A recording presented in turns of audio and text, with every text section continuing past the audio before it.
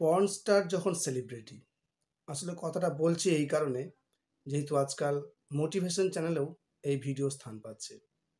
তো porn star কি? না, এগুলো রাতের আকাশে জ্বলজ্বল করা কোনো স্টার না।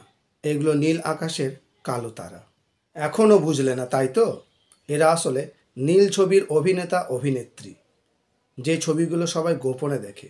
তাছাড়া ভারতীয় আইনে প্রকাশ্যে দেখা অপরাধ। কিন্তু কেন? কারণ সমাজে এই ছবির কুপ্রভাব অনেক বেশি। সত্যি কথা বলতে কি, সমাজকে উচ্ছন্নে পাঠানোর জন্য যথেষ্ট। মোবাইলের দৌলতে এই ছবির প্রসার বাড়ি বাড়ি পৌঁছে গেছে, কিন্তু তবু মানুষ গোপনে দেখে, প্রকাশ্যে দেখতে লজ্জা পায়।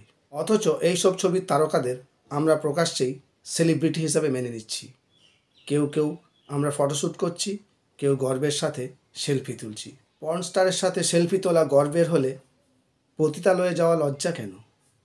মাথা উঁচু করে বুক ফুলিয়ে গেলেই তো হয়। সাধারণ মানুষের কাছে আমার একটাই প্রশ্ন, যাদের ভিডিও সমাজের পক্ষে ক্ষতিকর, তারা কি সেলিব্রিটি হওয়ার যোগ্য? যদি উত্তর হ্যাঁ হয়, তাহলে কেন যোগ্য? আর যদি উত্তর না হয়, তাহলে কারা এদের সেলিব্রিটি বানাচ্ছে? উত্তর জানতে হলে দেখতে হবে পরবর্তী পার্ট।